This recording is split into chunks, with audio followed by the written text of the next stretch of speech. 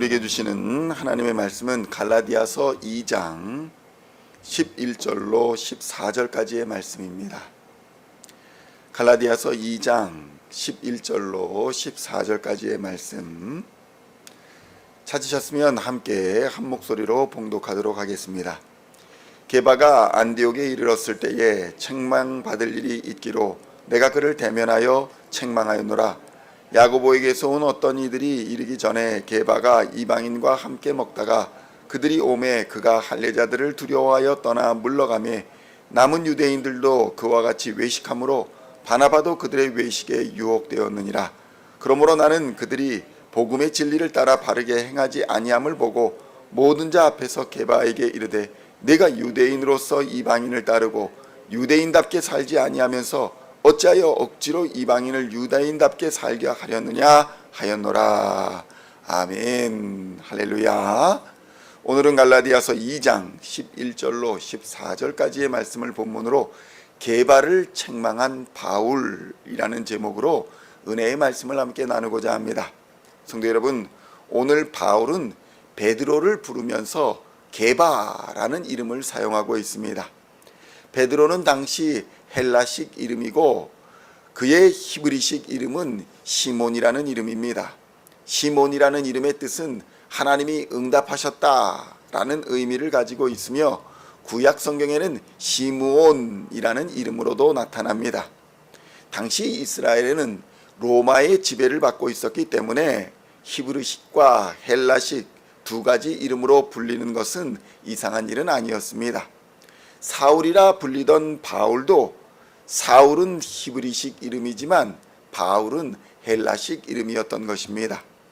사울이다라는 이름으로 불리던 시절에 바울은 유대의 종교주의와 율법주의에 깊이 빠져 있었던 바리새인의 이름이었습니다. 그는 예수 그리스도를 인정하지 않았습니다. 예수 그리스도께서 십자가에 달려 돌아가신 후에 나타나고 예수를 그리스도라 증거하던 그리스도인들이 있었는데 그들을 잡아서 박해하고 핍박하는 데 앞장섰던 인물이 바로 사울이었던 것입니다. 그 대표적인 사건이 스데반의 순교 사건이었던 것입니다. 스데반은 이름만 보아도 유대인은 아니었습니다. 이방인이었습니다. 그런데 그리스도를 주로 믿는 믿음을 끝까지 지켜서 교회의 최초 순교자로 역사에 기록이 된 것입니다. 그런데 이 순교 사건의 주동자가 바로 사울이었던 것입니다. 그랬던 사울이 예수님을 만나고 큰 변화를 겪게 됩니다. 예수님의 음성을 듣고 큰 광채 아래서 눈이 멀어버립니다. 그리고 그 눈을 다시 뜨는 과정에서 사울은 회심을 경험하게 되고 완전히 다른 사람으로 변화가 되었던 것입니다. 그는 그를 예수님께서 이방인의 사도로 부르셨다라고 확신했고 사울이 아닌 바울이라는 이름으로 불리면서 이방인의 세계에 복음을 전하는 자가 된 것입니다. 바울의 생각에 베드로도 마찬가지였던 것입니다. 시몬 베드로는 그의 원래 이름이었지만 예수님께 게바라는 이름을 직접 받았기 때문입니다. 성도 여러분, 게바라는 이름을 받은 이유가 무엇입니까? 사람들이 물었습니다. 사람들이 예수님을 누구냐라고 예수님께서 제자들에게 물으셨던 것입니다. 제자들을 불러놓고 예수님이 질문을 합니다. 이 제자들아, 너희들이 나가보니 나를 누구라고 하더냐?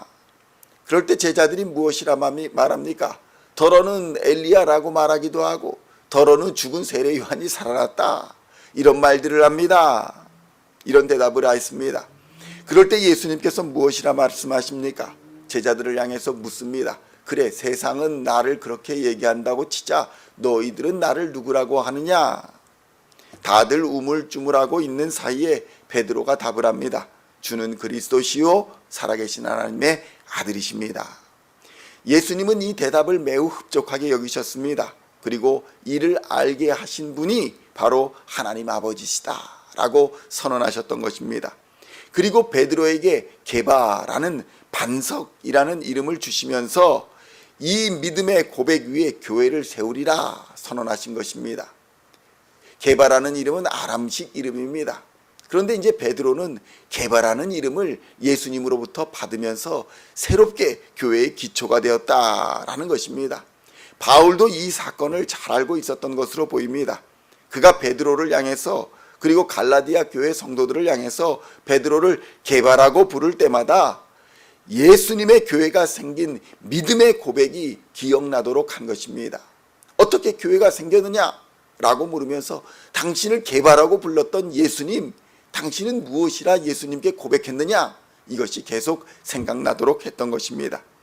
그리고 이렇게 세워진 교회에서 게바라 이름하는 베드로가 교회답지 못한 행동을 하고 있음을 공개적으로 책망을 했던 것입니다. 이는 바울의 사사로운 감정이 아니었습니다. 베드로를 향해서 게바라는 이름을 받은 이유와 그 사명을 바로 깨달으라는 성령의 경고하심이었던 것입니다. 갈라디아서 2장 11절로 14절의 말씀을 다시 함께 봉독하겠습니다. 게바가 안디옥에 이르렀을 때에 책망받을 일이 있기로 내가 그를 대면하여 책망하였노라. 야고보에게서 온 어떤 이들이 이르기 전에 게바가 이방인과 함께 먹다가 그들이 오매 그가 할례자들을 두려워하여 떠나 물러가매 남은 유대인들도 그와 같이 외식함으로 바나바도 그들의 외식에 유혹되었느니라. 그러므로 나는 그들의 복음의 진리를 따라 바르지 행하지 아니함을 보고 모든 자 앞에서 게바에게 이르되 네가 유대인으로서 이방인을 따르고 유대인답게 살지 아니하면서 어찌하여 억지로 이방인을 유대인답게 살려 하려느냐 하여노라. 아멘. 어떤 일이 벌어졌던 것입니까? 게바라 이름하는 베드로는 예루살렘에서 활동하던 사도입니다. 그런데 안디옥 교회, 그러니까 이방인 중심의 교회에 방문한 일이 있었다는 것입니다. 그때의 베드로의 행동이 매우 그리스도인답지 않았다. 그리스도인들과 함께 먹다가 예루살렘에서 그러니까 예루살렘 교회의 수장이 바로 야고보였는데 그 교회에 사람들이 올 때에 이방인과 함께 먹다가 얼른 일어나가지고 나갔다는 것입니다. 이방인들과 어울리고 있는 모습을 보여서는 안 되겠구나. 그러니 안디옥 교회에 있었던 바나바조차 그런 외식에 현혹되어 같이 떠나가니 이것을 본 바울이 크게 분노하여 책망을 했던 것입니다. 성도 여러분, 바울이 되었건 베드로가 되었건 바나바가 되었든 인간은 누구나 유혹에 노출되어 있다는 사실을 깨달을 필요가 있습니다. 게바라 불렸던 베드로조차도 유대인의 관습과 율법에 묶여 있었던 것입니다. 바울도 그랬던 사람입니다. 철저한 율법주의자였습니다. 게바보다 더하면 더했지 지식으로나 행실로나 베드로보다 훨씬 더 율법을 잘 알았고 율법대로 따라 행하며 살았던 사람이 바울이었습니다. 그런 바울이 보기에 얼마나 베드로가 위선적으로 보였겠습니까? 그랬던 사람이기 때문에 게바를 책망하고 있는 것입니다. 그리스도의 복음 앞에서 두려워하거나 외식하지 말자. 심지어 그의 동료인 바나바도 사람의 눈치를 보고 행동하는 것을 보면서 바울은 실망했던 것입니다. 복음의 능력을 믿자. 복음의 권세를 의지하자. 그리고 경고합니다. 당신도 유대인답게 살지 않지 않느냐. 그러면서 어찌하여 이방인 보고 유대인답게 살라고 강요하느냐. 그건 복음이 아니다. 이렇게 말하고 있는 것입니다. 성도 여러분, 그리스도인은 유대인이나 헬라인으로 규정되는 사람들이 아닙니다. 물과 성령으로 거듭난 자들이 그리스도인이고 하나님의 영적인 새로운 자녀들이고 하나님의 새로운 백성, 새로운 이스라엘이 바로 그리스도인인 것입니다. 이제 예수 안에서 이방인이나 유대인이 따로 없다는 것입니다. 모두 다 그리스도 안에서 하나님의 자녀이며 하나님의 백성인 자들이 바로 그리스도인, 그들만이 존재한다는 것입니다. 그런데 성도 여러분, 오늘날 어떻습니까? 오늘날 점점 세상은 민족적 색채가 더욱 짙어지고 있습니다.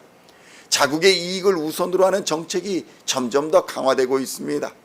이런 상황에서 그리스도인들도 민족을 따라 정치적인 이슈를 따라 이리저리 흔들리고 있습니다.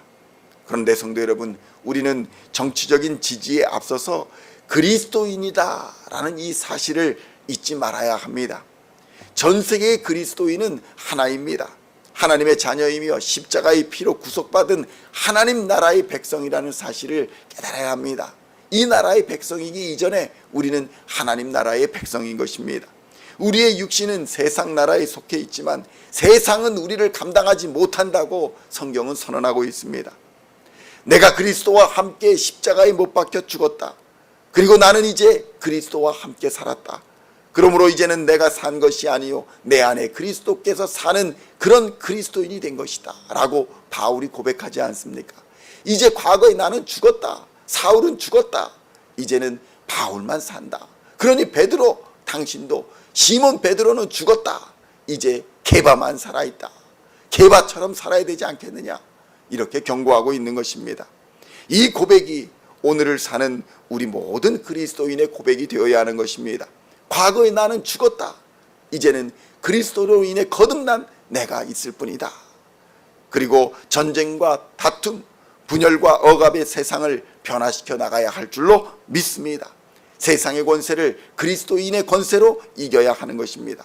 그러므로 성도 여러분, 오늘도 우리 그리스도인에게 주신 하늘의 권세를 깊이 깨닫고 믿음으로 세상을 이기며 게바의 고백 위에 세운 이 교회를 더욱 든든히 세워나가는 하나님의 자녀들, 하나님의 백성들, 시온의 성도님들 다 되시기를 우리 주 예수님의 이름으로 간절히 축원드립니다.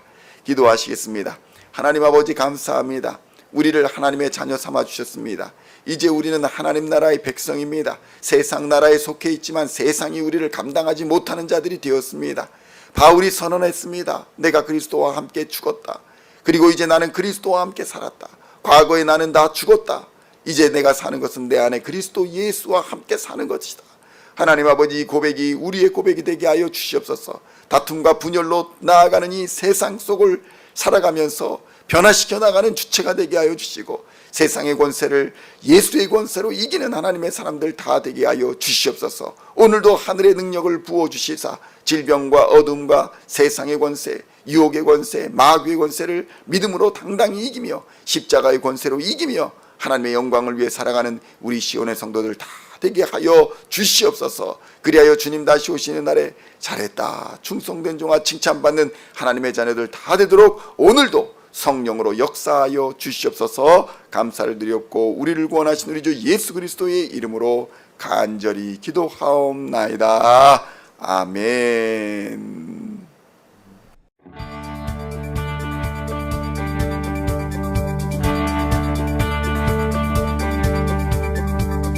Singing songs of thy praise, we are coming to you, dancing before